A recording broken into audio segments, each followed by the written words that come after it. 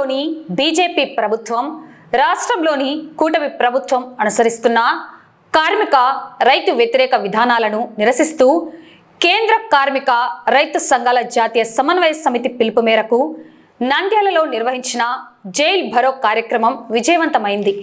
ఈ సందర్భంగా AITUC, CITU, IFTU మరియు వామపక్ష రైతు సంఘాల ఆధ్వర్యంలో కార్మికులు, రైతులు భారీ సంఖ్యలో పాల్గొని పట్టణంలోని మున్సిపల్ కార్యాలయం నుండి సంజీవనగర్ గేట్ వరకు భారీ నిరసన ర్యాలీ నిర్వహించారు।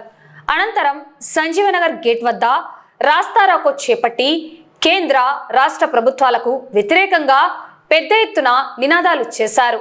నిరసన తెలుపుతున్న ప్రజా సంఘాల నేతలను పోలీసులు అరెస్ట్ చేసి టూటౌన్ పోలీస్ స్టేషన్ కు తరలించి అనంతరం విడుదల చేశారు।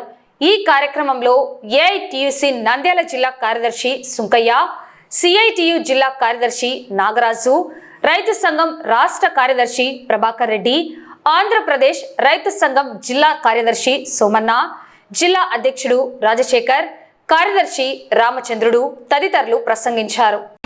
ఈ కార్యక్రమంలో ఏఐటియుసి పట్టణ కార్యదర్శులు డి శ్రీనివాసులు, ధనుంజయ్, డిప్యూటీ కార్యదర్శి భూమని శ్రీనివాసులు, సిఐటియు నాయకులు తోటమద్దులు, లక్ష్మణ్, వెంకటలింగం, గౌస్, సిపిఎం జిల్లా నాయకులు నరసింహ, ఆంధ్రప్రదేశ్ మహిళా సమైక్య నాయకురాళ్లు Rajitha, Lakshmidevi, medical contract worker union నేతలు సుశీలమ్మ, తులసమ్మ, ఐఎఫ్టియు జిల్లా నాయకులు చౌడప్ప తదితరులు పాల్గొన్నారు।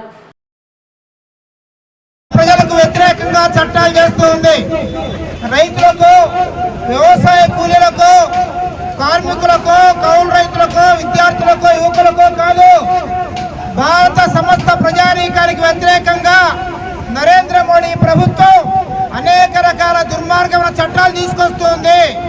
ఆ చట్టాలు రద్దు చేయమని దేశవ్యాప్తంగా కోట్లాది మంది రైతులు, కార్మికులు, వ్యవసాయ కార్మికులు, కౌలు రైతులు ఈ ఆందోళన చేస్తున్నారు।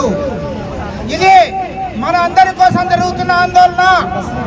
ఇక్కడ జెండాలు పట్టుకున్న వాళ్ళు, మైకులు పట్టుకున్న వాళ్ళు, రోడ్డు మీద ఉన్న వాళ్ళు, వాళ్ళకు మాత్రమే సంబంధించిన సమస్య కాదు, మనందరూ ఉమ్మడి సమస్య। అందుకని ప్రజలందరికీ మరొక్కసారి మనవి చేస్తున్నాం, దయచేసి సహకరించమని చెప్పేసి కోరుతున్నాం। ప్రత్యామ్నాయ మార్గాలు ఆలోచించండి। ఆటోలు, బస్సులు మాత్రమే ఆపుతాం, నడుచుకుంటూ వెళ్ళండి, పక్కన వేరే వాహనాలు ఉన్నాయి, ఆ వాహనాలు వెళ్ళని చెప్పేసి కోరుతున్నాం। ఒకటి ఈరోజు ఏం కోరుతున్నాం, ఏం కోరుతున్నాం?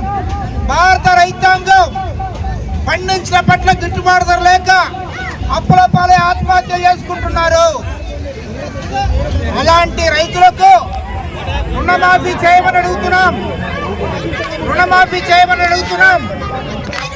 భారత ప్రభుత్వం కార్పొరేట్ కంపెనీలకు 16 లక్షల కోట్ల రుణాలు మాఫీ చేసింది, రైతులకు 1 లక్ష రూపాయలు, 50,000 రూపాయల రుణాలు మాఫీ చేయలేదు। ఏం కష్టం వచ్చిందని చెప్పేసి అడుగుతున్నాం।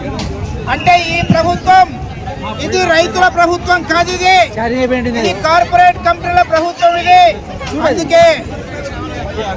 అందుకే వాళ్లకు రైతులు ఇస్తున్నారు, రుణాలు మాఫీ చేస్తున్నారు, రైతులు మాత్రం ఆత్మహత్యలకు బలి చేస్తున్నారు। దేశంలో ఉన్నటువంటి నరేంద్ర మోడీ అట్లే రాష్ట్రంలో ఉన్నటువంటి కూటమి ప్రభుత్వాలు ప్రజా వ్యతిరేక, కార్మిక, రైతు వ్యతిరేక విధానాలని అమలు చేస్తూ ఉంది। భారతదేశం వెలుపలున్నటువంటి వ్యాపారవేత్తలకు స్వేచ్ఛనిస్తూ భారత్లో ఉన్నటువంటి రైతు, కార్మికులు, ప్రజల యొక్క స్వేచ్ఛ హక్కుల్ని హరించేసే పద్ధతుల్లో ఈరోజు ప్రభుత్వాలు అవలంబిస్తూ ఉన్నాయి। అందుకోసమే ఈ దేశంలో ఉన్నటువంటి కార్మికులు, కర్షకులు, వ్యవసాయ కార్మికులందరూ కూడా ఈ ప్రభుత్వ విధానాన్ని నికరంగా ఈరోజు వ్యతిరేకిస్తూ ఉన్నాం। కాబట్టి ఈరోజు ప్రభుత్వం తక్షణం ప్రజా వ్యతిరేక, కార్మిక, రైతు వ్యతిరేక విధానాన్ని విడనాడాలని చెప్పి దేశవ్యాప్తంగా ఆగస్టు 10వ తారీఖున జైలు భరో కార్యక్రమం తీసుకోవడం జరిగింది। ఈరోజు దేశంలో ఉన్నటువంటి నరేంద్ర మోడీ ప్రభుత్వం స్వాతంత్రానికి పూర్వం ఉన్నటువంటి అనేక కార్మికుల హక్కులను సాధించుకున్నటువంటి కార్మికుల హక్కుల్ని హరించి వేసే పద్ధతుల్లో ఈరోజు 4 లేబర్ కోడ్లను తీసుకొచ్చినాయి। మరోవైపు రైతులకు గిట్టుబాటు ధర కల్పించాల్సిన ప్రభుత్వం గిట్టుబాటు ధర కల్పించకుండానే విదేశాల నుంచి ఉత్పత్తి అయ్యే ధాన్యాన్ని, ఉత్పత్తులను తీసుకురావడం ద్వారా భారతదేశ రైతాంగాన్ని తీవ్ర నాశనం చేసే పరిస్థితి ఉంది। వ్యవసాయం నాశనం అవుతే వ్యవసాయ కార్మికులు తీవ్ర ఇబ్బందులు పడతారు। అందుకోసం వ్యవసాయం ఇప్పటికే కుదేలైంది. ఈరోజు వ్యవసాయ కూలీలకు పని లేకుండా పోయింది. అందుకోసమే జాతీయ ఉపాధి హామీ పథకాన్ని ఈరోజు పాత పద్ధతులను కొనసాగించాలా, జీరాంజీ పథకాన్ని రద్దు చేయాలా, మహాత్మా గాంధీ జాతీయ ఉపాధి హామీ పథకం ముందు కొనసాగించాలా.